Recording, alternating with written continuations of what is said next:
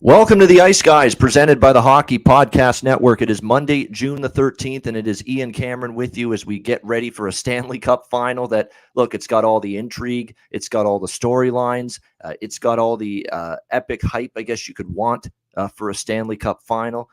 Tampa Bay Lightning, Colorado Avalanche. We're talking about, the two-time defending champions, the Kings, the people that the Lightning on the throne right now at the moment, and then the Colorado Avalanche, the new kids on the block, if you will, trying to dethrone them. And a Colorado team that, they keep this core together. They're capable of winning multiple Stanley Cups, perhaps. So it's an incredible Stanley Cup final, just from a storyline perspective, let alone the kind of hockey we might see on the ice. So we'll break that down in just a bit.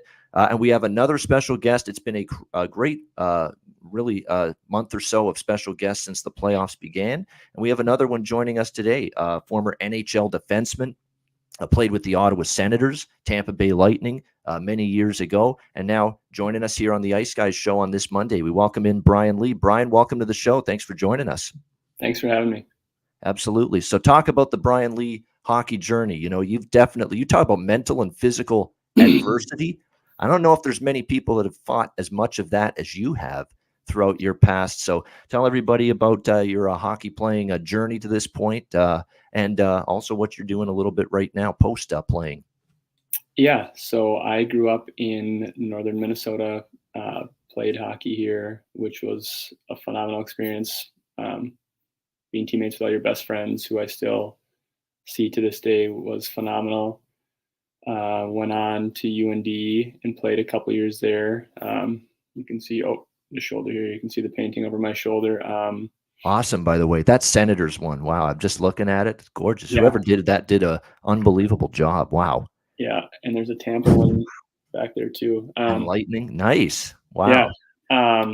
So anyways, went to UND for a couple of years, and we had phenomenal teams. Jonathan Taves, TJ Oshie, Drew Stafford, Matt Smaby, Taylor Chorney, Ryan Duncan actually won the Hobie Baker Award. A lot of guys that went on to have careers after college. And I totally forgot Travis Zajac, too, a pretty decent player.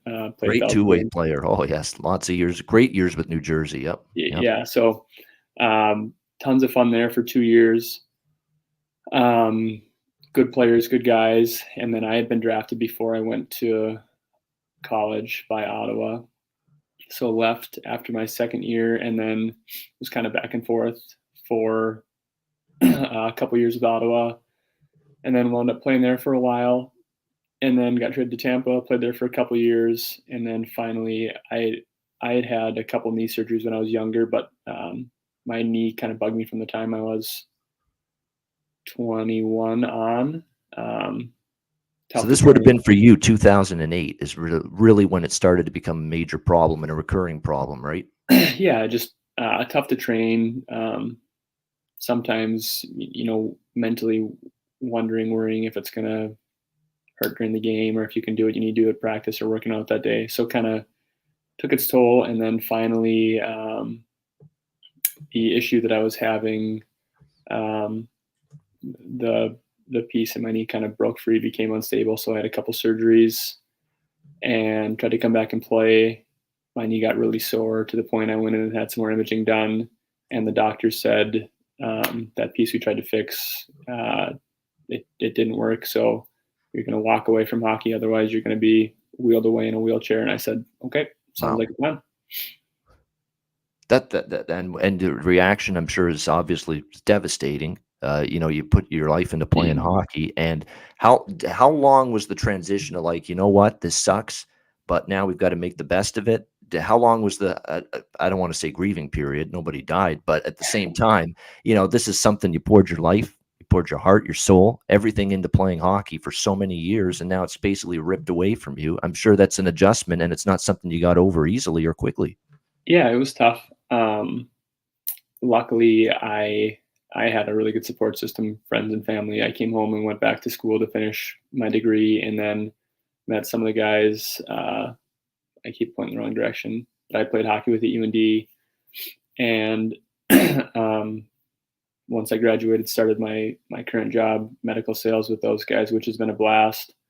And now, having been a little further removed from playing hockey, I think it's important to be thankful and appreciative that I was able to play at a high level versus being maybe bitter that I got robbed of longevity and potentially maybe some more success if I would have been healthy. But it's all about perspective. So certainly happy that I was able to experience that.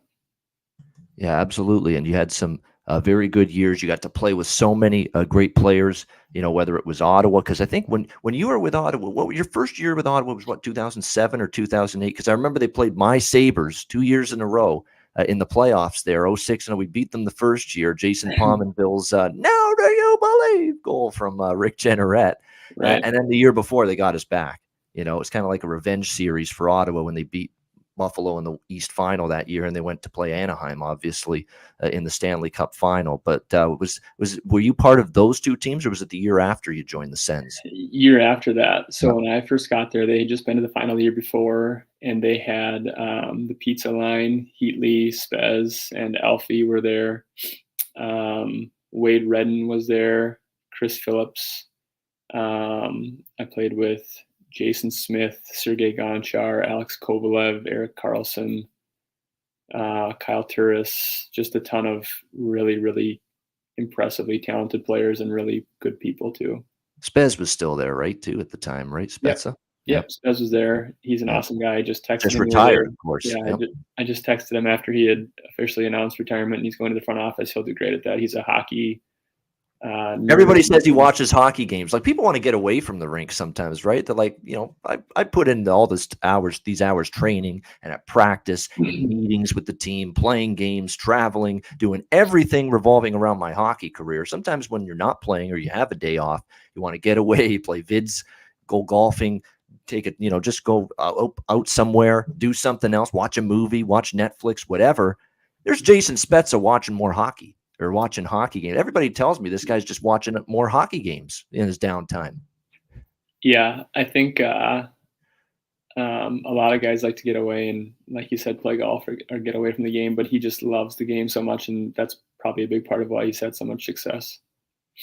Yeah, no question. Cheshire Cat, one of our longtime viewers and listeners in our YouTube chat, is saying, "Tell Spezza thank you from us." Very nice. Very nice of you to say that. No, it was a great pro he was, professional, always, came ready to play, bit his tongue when things didn't go his way, like with Babcock. We won't go into that disgrace again, where he got scratched on opening night, first night with the Leafs. That was absolutely disgraceful in my opinion, but I ranted about that enough when it happened.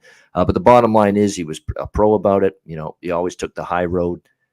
Very, very good in terms of mentoring the younger players. From everything I heard with the Leafs the last couple of years, it was obviously an absolute blast, I'm sure, for him to play for his hometown team he grew up cheering for. So it's a great end to a great career. And of course, when he was with Ottawa, those early years, man, I mean, you talk about coming down on the right wing side and then just the fake and then ripping it top corner. That was the famous trademark classic Jason Spezza move. Hell, I even saw him busted out with success in Toronto, Brian, in these last couple of years. So it's pretty actually good how I thought he played for the Leafs. I thought he gave them a pretty good couple of years. And of course, when he was with Ottawa back when you were there, just an outstanding player. Yeah, he was a stud for a long time. And even when he was in Toronto, he could still contribute and play.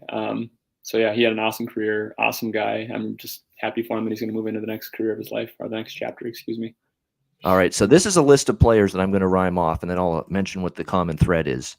Corey Schneider, Ryan Suter, Dan Fritchie, who was actually on our show last year once, Dan Fritchie, Alex Goligoski, Jake Dowell, which I actually tried to get him on the show this year, but he was busy. Rob Schremp, Drew Stafford, former Sabre, Ryan Callahan. Hey, Callahan Auto Parts. I always do that when I hit Ryan Callahan, the old Chris Farley movie from back in the day. Jack Johnson, Eric Johnson. Yeah. Johnson and Johnson, as we like to call them, who are actually just about to get ready to play for the Colorado Avalanche in the Stanley Cup Final. TJ Oshie, Bobby Ryan, our very first guest of our Stanley Cup playoff shows, was on those teams. Matt Niskanen, Blake Wheeler, Nate Gerby, Jack Skilly, Kyle Okposo, James Van Riemsdyk, or as Don Cherry would call him, James Van Beesbrook, was on those teams. Justin Abdelkader, Trevor Lewis, who's with Calgary this past year, has been locked at the hip with Daryl Sutter really the last several years. And, of course, Patrick Kane, the one and only. That list of players are the players that Brian Lee, our guest today, played with for Team USA in the World Junior Hockey Championship for 3 years from a span of 2005 to 2007. Brian, that's a hell of a list of teammates you had. Yeah, tons of good players. We had really, really good teams for those 3 years. Sure did. No question about that. And a lot of those guys still playing too. It's incredible. I've had great careers. They've been very successful. So it's been impressive to see. Who you said now there's going to be some names that I rhymed off a lot of the more well-known players. Is there anyone I didn't name on that list that was a huge impact player for those teams that maybe flies under the radar that you said, wow, that guy really played well for us in those 3 tournaments? Did you forget TJ Oshie? Oh, no, of course not. Oshie's in there. Yeah. Yeah, he was, was and is a stud. I played with him at UND as well, and he's a phenomenal hockey player, a phenomenal athlete, a phenomenal human being. Yep.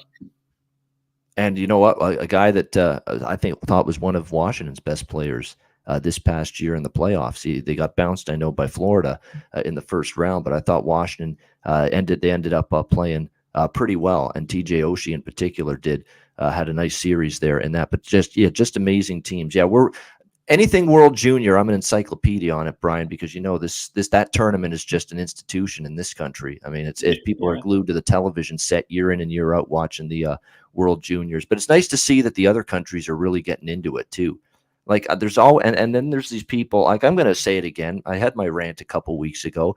My fellow countrymen, Brian, are too harsh. They expect perfection from hockey because they think it's our sport. They think it's our game. They think it's our birthright to win all the time, always be first, always win gold.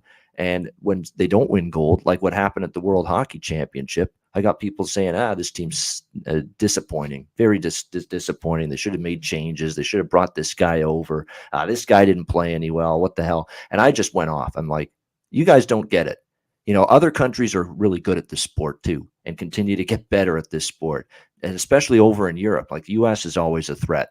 Russia, we know, Czechs. But how about the improvements in German hockey, Latvian hockey, Denmark? I mean, look at this country growing leaps and bounds. What Finland does for the piddly population size they have compared to the other countries. Look at what they've done. In terms of growing their sport with their international program. So the idea that the Canadians are that friggin' arrogant to think we're going to just step on the ice and win every international game and every international tournament is absolutely absurd. I mean, I'm done listening to it. I'm sick of it, actually. It's not the way we should be carrying ourselves. We support the boys. That's what we should be doing. They're busting their butt over there in the Worlds a month ago, Brian. When they're just finished an 82-game season, they didn't have to go over there. They didn't have to say, you know what, we're going to go overseas and represent Canada here at the Worlds. You got aches and pains and bumps and bruises. You played a long NHL season. You're worn down. You're beaten down. You might want to end up spending time with your family in the off season, but no, they still went over there, represented their country. Have some respect. You don't say they sucked. You don't say they stunk because, they finished with silver. They finished runner-up instead of winning gold. It's absolutely ridiculous, and I didn't like it. There's a sentiment, not that the widespread Canadian population had that sentiment, but when you see 3 or 4 people on Twitter talking like that, and I just happen to see it, it rubs you the wrong way. Yeah, totally agree. There's a ton of good hockey playing countries, and there's so many good hockey players coming up, young kids all the time now. So anybody's tournament, probably anybody's game. Crazy. Yeah, no doubt about that. It is. And it's great. I mean, it's not like 30 years ago now where Canada's beating Finland 5-1 every time. You got to deal with it. Finland's good now, really good, and they keep getting better, and all these other countries too. So it's time to admit, if you're a Canadian, we got to work now to win these things. And that's, to me, a good thing because it's good for the sport. Speaking of good for the sport, the Stanley Cup playoffs have been good for the sport because it's been some exciting hockey. Before we get into the Stanley Cup Final, and breaking that down and analyzing that specifically. How much of the playoffs have you gotten to see, and what's just your overall thoughts on the playoffs through the first 3 rounds? I've watched a game just about every night for the last, what's it been now, a month and a half. The games. So you're not much of a regular season viewer, it sounds like. I like to catch up on the highlights the next morning and maybe read the breakdown on, who won, who scored, whatever. But I don't watch a ton of games. But I've watched a game just about every night, and they have been unbelievable games. The Tampa-Toronto series was phenomenal. In the West, the Edmonton-Calgary series was a great series, maybe a little shorter than especially you up in Canada would have liked, but great series, and I'm looking forward to the final for sure. Colorado, Tampa. Yeah, absolutely. How incredible to you is it? We'll start with just the individual teams before we look at the head-to-head. But Tampa Bay, how incredible is it that they're back here for a third consecutive Stanley Cup final? Because just from someone that watches the NHL from afar, has never played the game really like me, but I've watched it for 30 years. So I'd like to think my acumen's pretty decent for someone that's just been watching it, for that long. But when I look at Tampa Bay and I look at the fact that they've gone through 2 long, grueling Stanley Cup runs, one of them was in that bubble, and it was very difficult during the COVID-19 pandemic to go through that, isolated, and still be focused on the task at hand, play good, and win a Stanley Cup. And then last year, you turn around quickly. I think that ended in October or something when they beat Dallas. You turn around, you start in January. The very next year, you go, I think, till August it was, and you win the Stanley Cup final late in the summer. And then you turn around, and now you're playing a full season this year. I mean, you think about all the hockey they've played in such a condensed period of time in 3 seasons, and here they are still with the physical and mental guts and will and fortitude and strength, if you will, to get to a third consecutive Stanley Cup final. Now, they were pushed, obviously, they nearly could have lost in the first round against Toronto, who pushed them significantly, but then they swept Florida. It was a bad-looking start to the series against the Rangers in the Eastern Conference Final, but they secured home ice. They won Game 3, they won Game 4, and then they ended up winning the next 2 games and winning 4 straight in that series after losing the first 2. And now here they are back there. And what's impressive, Brian, is they are a complete team now, and they've learned how, in the years where they struggled, where they fell short of the Cup final before winning these last 2, they would take a lead in the game, Brian, and I noticed they would keep going for more. They would get greedy. They'd try to open it up, try to make it, if they were up 4-2, they'd try to make it 5-2, 6-2, where now they get a lead. It's all defense first. It's trying to make sure we tighten things up. We make sure we protect the lead. We block a ton of shots. We make it difficult to get pucks through. That, to me, is amazing, how great they are at making it difficult to get pucks through on them. But it's a complete team, and Stamkos said it well the other night. He said every member, first line to fourth line, 1 through 6D, even the 7th defenseman who doesn't play every night, he says they matter on this team. They are a part of the puzzle. They are a part of what makes this team go and what makes this team successful. Complete team, it really is, top to bottom, front to back, with great coaching too. Yeah, totally. I think if you look at the individual components of that team, Stamkos, Hedman, Kucherov, Braden Point, Ryan McDonough, who's I think as good as he is and as much as he's talked about is probably underrated because he is an absolute stud. Sergachev, Anthony Cirelli, Alex Killorn, Andre Palat, who's also probably not talked about as much or as often as he should be, but just an absolute stud. And then you factor in the coaching staff, John Cooper, who I got to play for briefly in Tampa before I had to retire, who's the only head coach I've ever seen or played for who all the guys respected him, which is the most important thing as a head coach, but everybody liked him as well. He just has them buying into that team mentality, defend till the end. They play the right way, not even after they get up a goal. They play the right way the whole game. They're just committed defensively, and because of that, they get their chances offensively, and just it's incredible what they've been able to do. It is incredible, and I think you're the third guest we've had that have had some kind of, albeit brief, tie to John Cooper in some form. So it's pretty remarkable, and they all say the same thing. Just a Coop. They call him Coop. It's a great guy to play for. Yeah, that's all. But that's definitely been the common sentiment. So Tampa Bay is a very, very worthy opponent here, an adversary in the Stanley Cup final. Obviously, they're going for their third consecutive Stanley Cup. But on the flip side, you've got this up and coming, extremely fast, dynamic, explosive Colorado Avalanche team that is just impressive to watch. I mean, I can't say enough about this group, whether it's McKinnon, Rantanen, Landeskog, the big three up front. There's actually whispers. I can't believe we're in this situation, because I thought for sure season was over for him, that Nazem Kadri might actually play in this Stanley Cup Final. I just saw it yesterday that he actually could even play in Game 1. Not for sure yet. They're going to play it day by day, Jared Bednar and the coaching staff, but that would be remarkable, because a lot of people said his season was done with the hit he took from Evander Kane in the Western Conference Final against Edmonton. That would be huge if they were able to get him back, because he was just playing outstanding in that second-line center spot. And then all of a sudden, if he comes back, Brian, you slide JT Compher, a very good center, to his regular third-line spot, and you talk about strength down the middle and depth down the middle, which is imperative for success at any time, especially in the playoffs. Colorado's got that intact again, if they can find a way to get Kadri back in the series. And even if they don't for a game or two, and Compher's got to move up, he's capable. Look what Compher did against St. Louis and at times against Edmonton. He's a very good hockey player. So they've got incredible depth up front.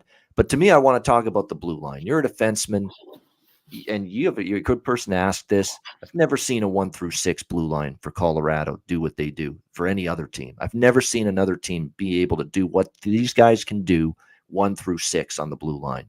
It's just unbelievable. The speed, the ability to. This is, back in the day when I started watching hockey, just a little kid in the 90s, when you jumped the defenseman into the rush, when the defenseman pinched into the rush and jumped into the play, you had to be down a goal or two in the third period. That's the only time you would see it. Now Colorado's doing it every shift, even with the scoreless game, tie game. They're leading in the game. You're still seeing them play that way. It is unreal how it's a 5-man wave, a 5-man attack, a 5-man unit every single time offensively, including the defenseman jumping into the play. And why can they afford to do that? Because you think, why you jump your defenseman into the rush every play? Aren't you going to get caught? Aren't you going to give up those rush chances, those transition chances, and get burned at the other end?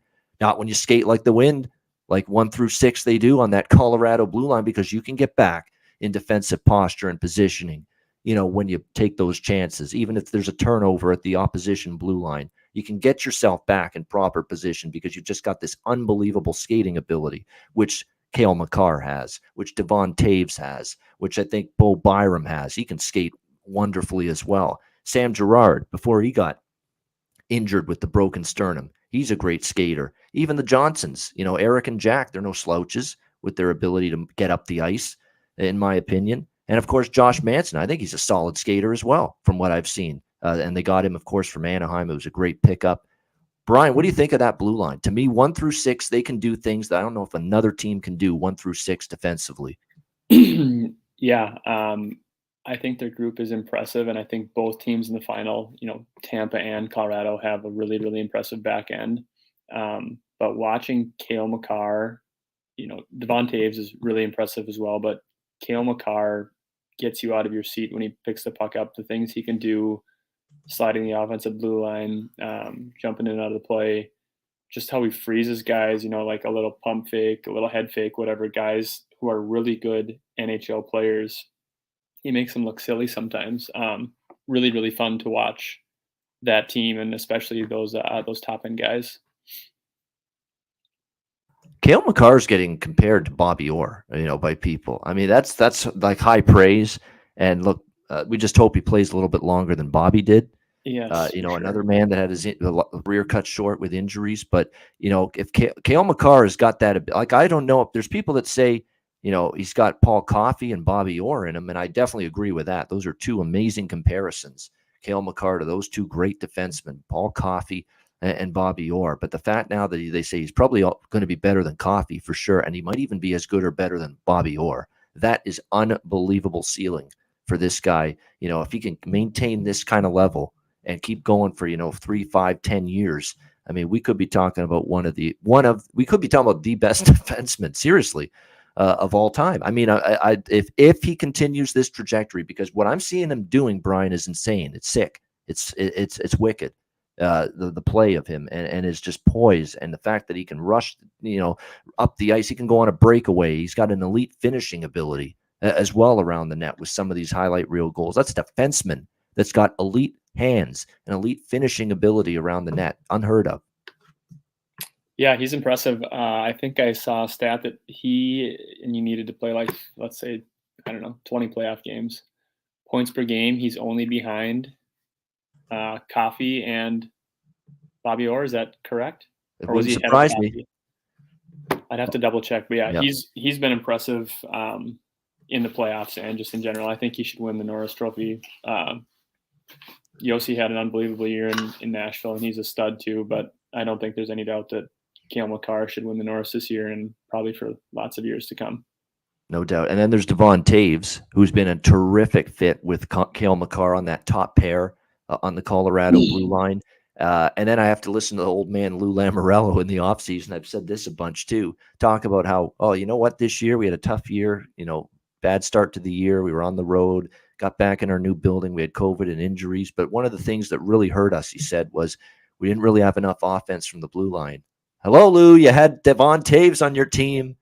You had him for a few years. You didn't bring him back. You didn't re-sign him. He went to Colorado. You had someone.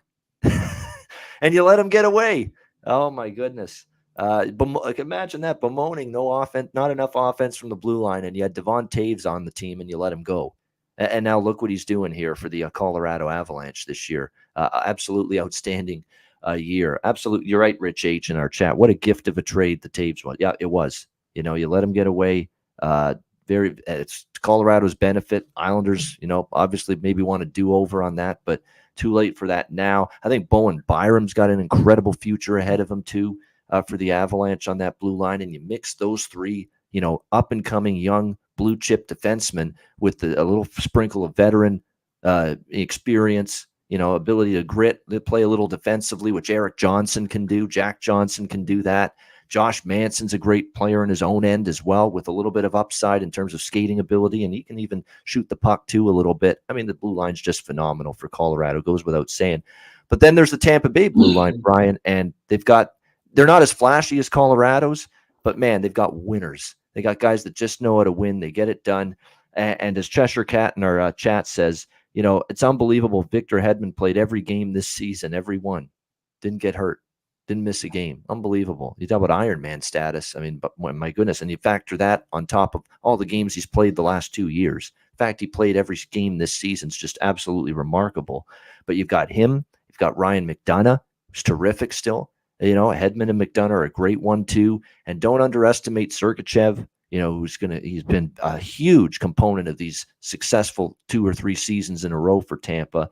And the shot blocking machine, the brick wall that is Eric Chernak. How many times are you going to see this guy put his body on the line to block a shot here for the Tampa Bay Lightning? No, they've just got an outstanding defense. They bring back Zach Bogosian, who was with the Leafs last year. He comes in with Tampa, and he ends up scoring, I believe, a goal or 2 for them during that Rangers series. And he's paired, and then they've got, Jan Ruda as well, who's been in and out with injuries. But if he doesn't play, they can go to Cal Foote, the son of Adam Foote. I mean, it's a pretty damn good blue line too in Tampa, isn't it, Brian? Yeah, that's what I was saying earlier. Both teams are just loaded on D. Up front and defensively, which it makes sense why they're in the final. But if you look at Tampa's decor, Hedman, Norris Trophy winner, Ryan McDonough, previous captain for the Rangers, absolute stud, has blocked the most shots all time in the playoffs.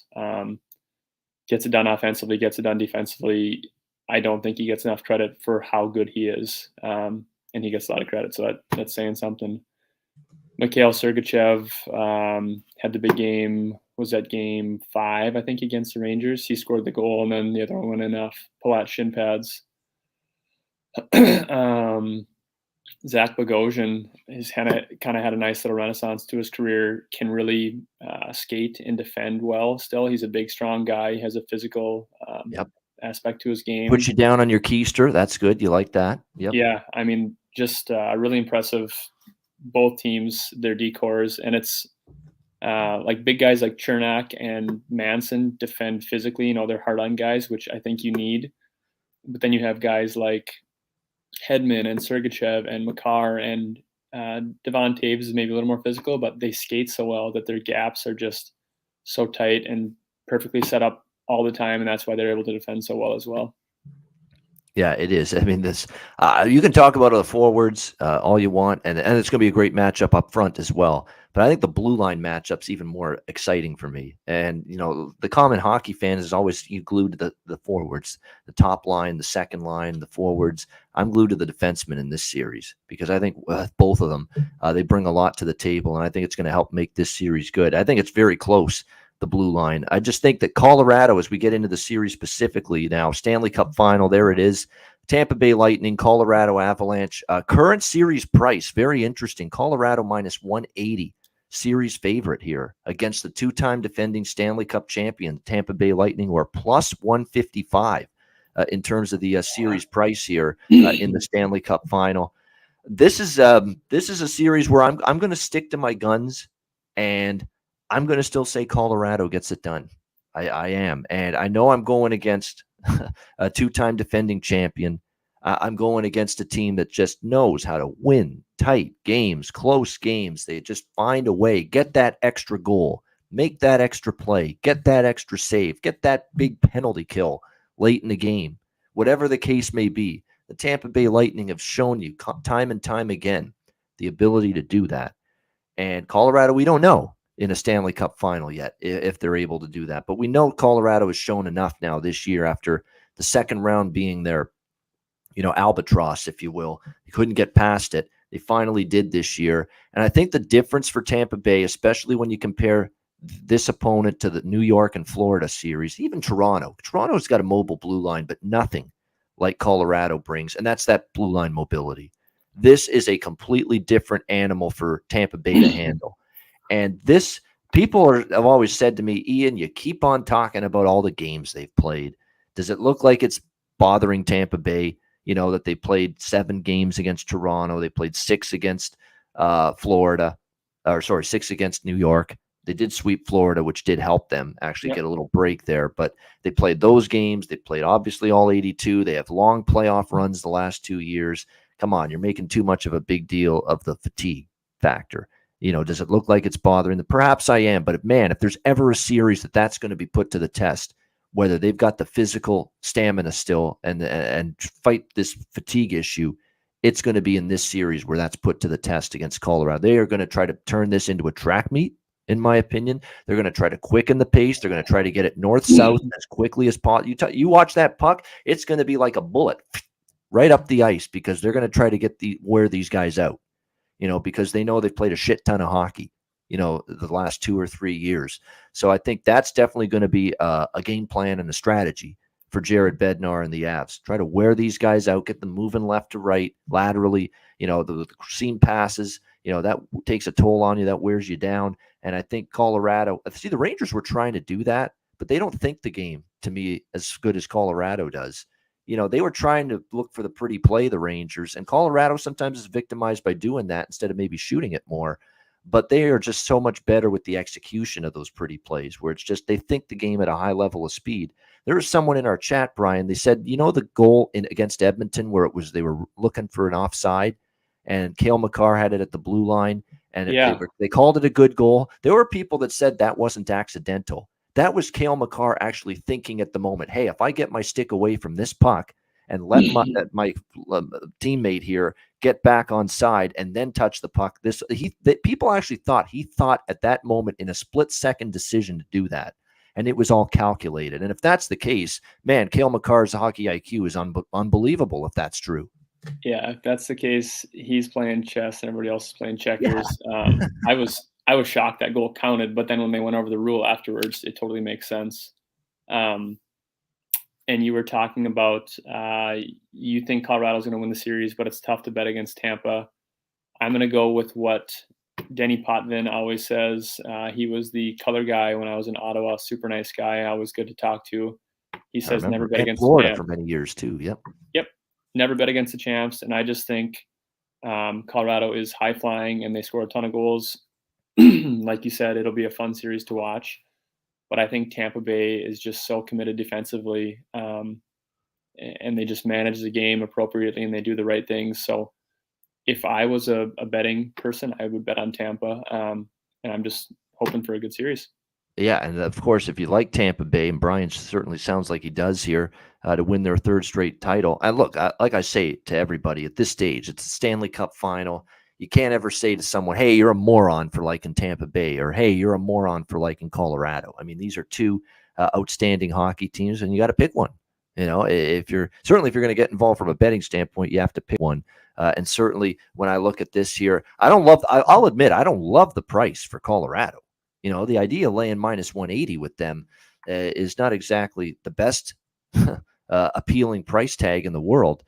Make no mistake about it. But I just think at the end of the day, this is going to be a completely different type of opponent for Tampa Bay to have to deal with, especially in the course of a 7-game series with that blue line mobility. Let's see them try to defend 5 guys at all times. Tampa Bay. That's definitely something that was not something they didn't see too much against the Rangers, something they didn't see a whole lot against Florida. And Toronto, they will jump in at times, but not every shift, not what Colorado does. And, so this is going to be the ultimate, I guess, test here for Tampa Bay. And I think another thing, too, is stars versus stars.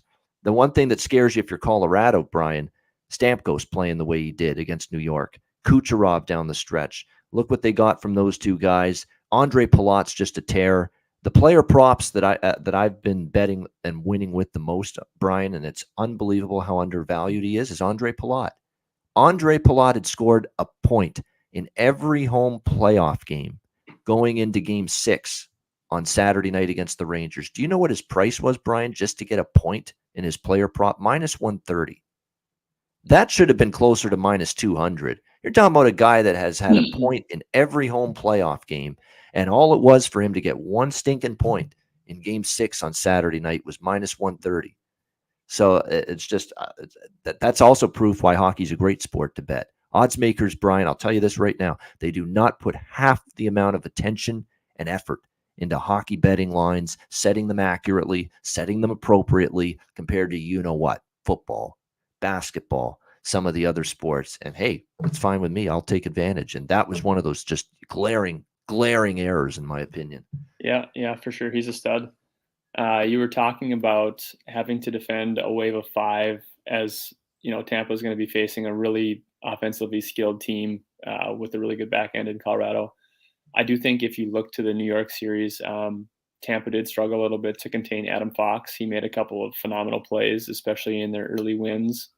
I think it was Game 2 when he got that kind of cross-seam pass down to the left face-off circle, pumped a shot, kind of took a step back, and then slid it backdoor, and the guy kind of had a backdoor tap in. So it will be interesting to see how they can defend Colorado's active defenseman this series, similar to how they defended Morgan Rielly in the Toronto series.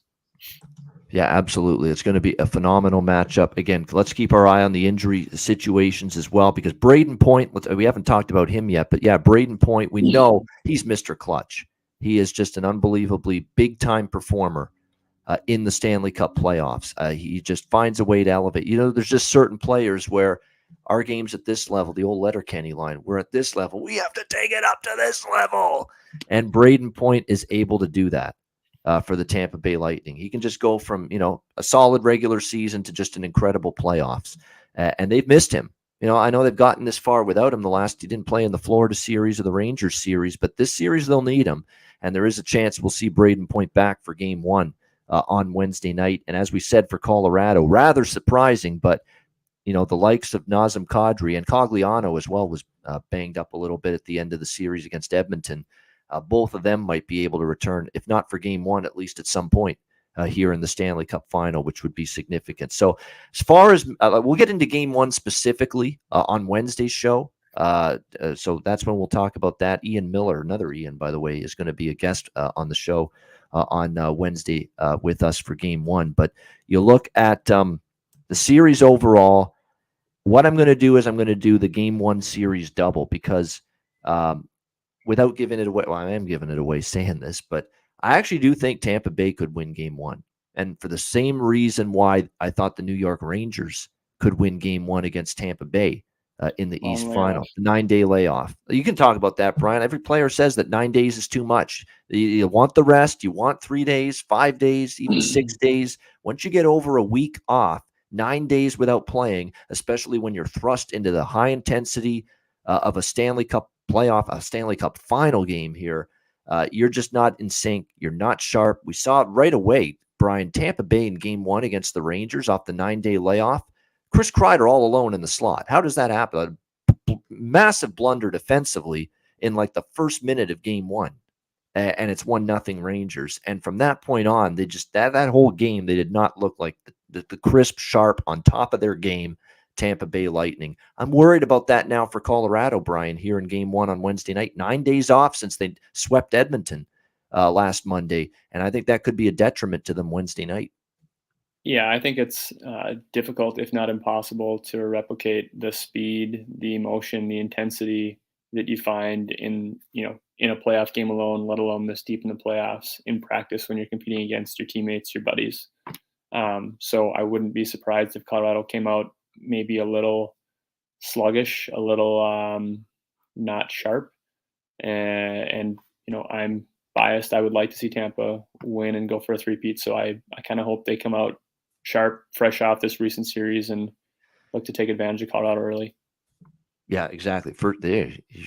See, he's got that mindset of me because I'm thinking first period, especially for Tampa Bay in game 1, because I think that's where their greatest edge is, the first 20 minutes. I mean, Colorado in that first 20, that's really when they could, just with getting back on the ice after 9 days in a Stanley Cup final game, it definitely could be a little bit of an issue for them. So it's going to be fascinating, but you're right. I think game 1 is there for the taking if Tampa Bay plays well, and if Colorado has maybe those issues ramping it up again, after 9 days off following sweeping Edmonton. So that's an interesting dynamic. So I'm not taking the series price at the moment. I like Colorado to win the series, but I ain't going to lay minus 180. What I am going to do is I'm going to take a shot with the game 1 series double. Tampa Bay to win game 1, Colorado to win the series at plus 400 is the price with that.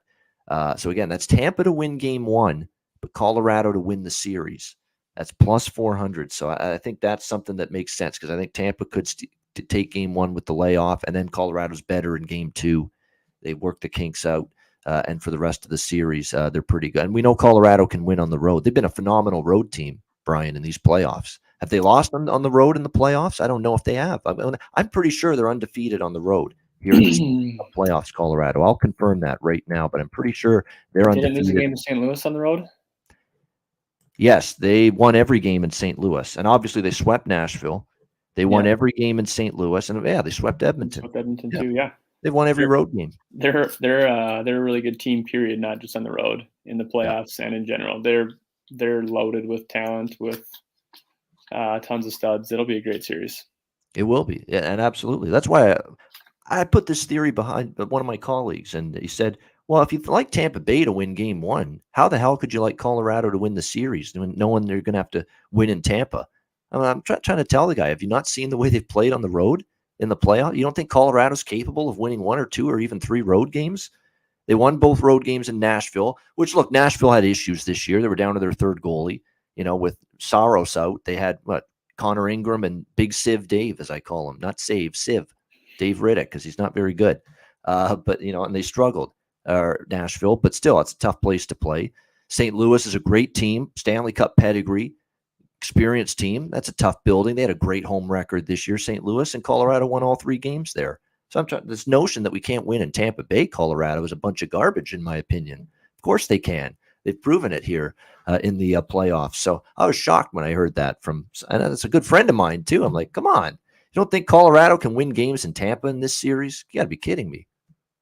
Yeah, it'll be a great series. I don't know that home ice matters a ton with veteran teams like Tampa and Colorado, but probably look for Tampa to come out with some extra jump and some juice early in game 1, and then you probably look for Colorado to have that same jump early in games 3 and 4 when they're at home, and then see how the dice shake out.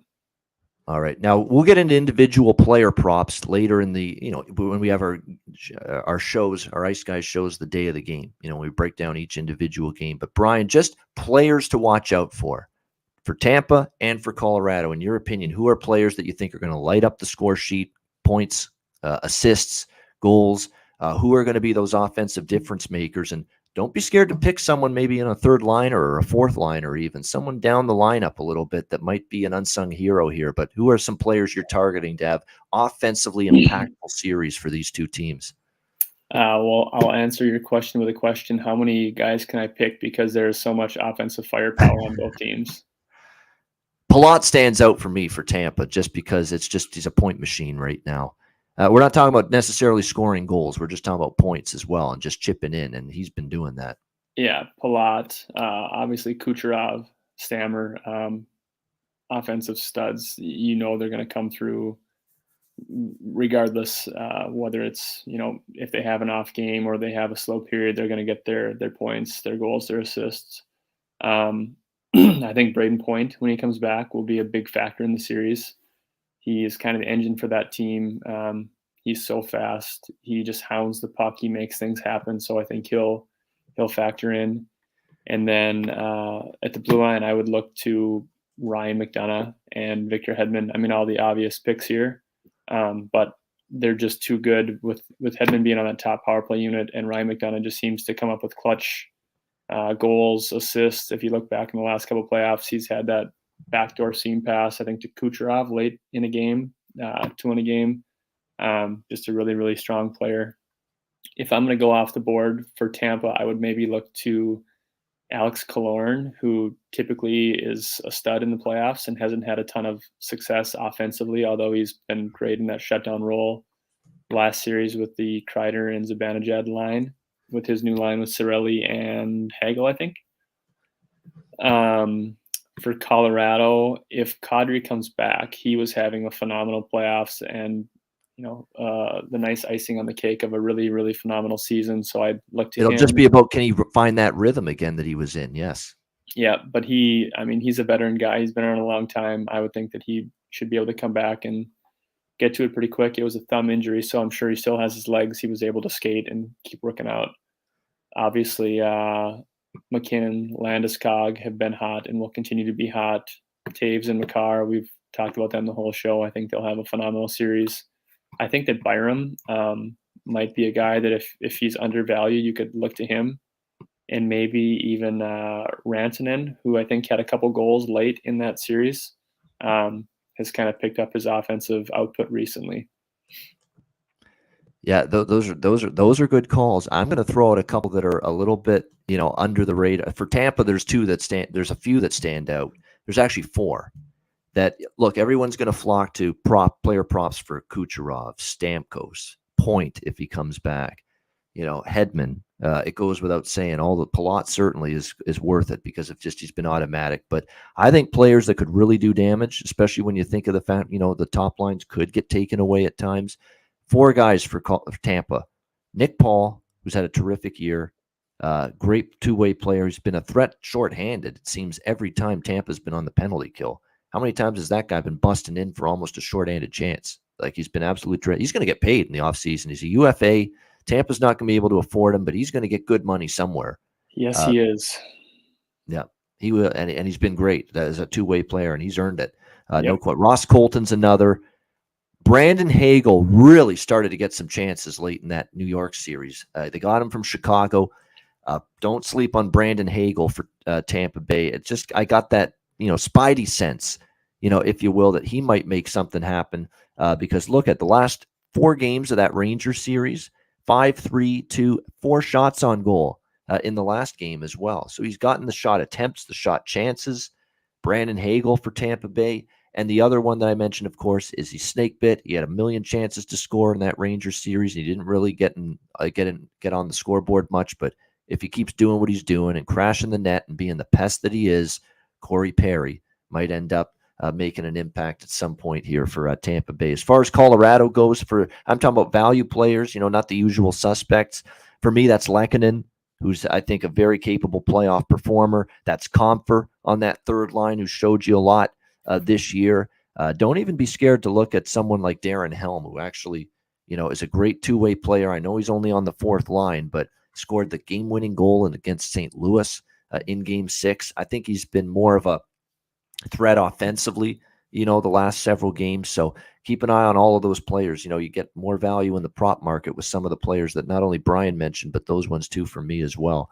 That if you're going to go in that direction for props in a game-by-game standpoint. So Brian likes Tampa Bay to win the stand. Is that your final answer, Tampa Bay? For sure. Never bet against champs. There you go. All right, we'll go head-to-head on this one. I like Colorado, but I do like Tampa in game one, and we'll get into that more on Wednesday. But I do like Colorado to come back and win the series. And the last thing, goaltending matchup. Can you believe that? We almost didn't touch on the goaltending matchup. Look, Kemper might be back. Francouz played well in his absence, I thought. Maybe the last game between those two. Yeah. I mean, he didn't play great in game 4, Francouz, but he played very well most of that series up to that point. Kemper might be back from the eye issue. He's had a great season. But even as someone that likes Colorado in this series, Brian, how do you not give the goalie edge to Andrei Vasilevskiy? How do you not?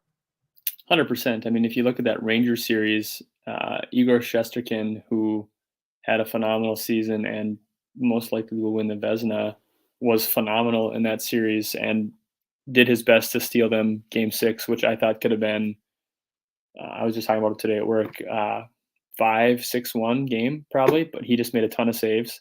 But Vasilevskiy just elevates his level in the big moments, makes the big saves he needs to, keeps the team in the game, and then you just know they're going to grind away, get their chance, and get it done. So I think that's the one big edge that Tampa has in the series is goaltending, and obviously goaltending is the great equalizer in hockey. So huge edge to Tampa there. And watch out if he gets the chance to eliminate an opponent here in this series, because he's been automatic, like either a shutout or 1 goal allowed in the last 8, I think, right? Yeah. He's let up 2 goals total. Yep. Yeah, exactly. Not a bad record there. That's going to help your goals against and your save percentage in elimination games, doing that repeatedly, is it not? Wow. Unbelievable stuff from Vasilevskiy. And look, you got to give him the edge over Kemper. Kemper's going to be interesting to watch. This is the pressure of a Stanley Cup final. He's coming back from an injury if he plays. He's had a terrific season overall for Colorado. Make no mistake about it. But I found just before he got hurt against St. Louis, a couple goals that started to go in that you're like, oh, he let that one in? Really? I mean, just a couple of those, and did worry me a little bit. So, and I'm still sticking. See, I'm sticking with Colorado, though, in spite of that. I am concerned about the goalie matchup a little bit. You got Darcy Kemper, never been in this spot before, coming off an injury, had a great season, but didn't exactly play at his absolute best a couple games before he got hurt against St. Louis in the second round. And now he's coming into the pressure cooker of a Stanley Cup final for this franchise against the best goalie in the world, quite possibly, in Andrei Vasilevskiy. So it's going to be good. We'll see if Kemper's up for it, Brian, right? But this is big step up here for him. Yeah, it'll be a good test for the goalies, for the teams. It'll be interesting to see how Colorado's coaching staff handles it as the first time in the final. Obviously, you'd have to give the edge there to Cooper and his staff as well, having been there and won a couple cups.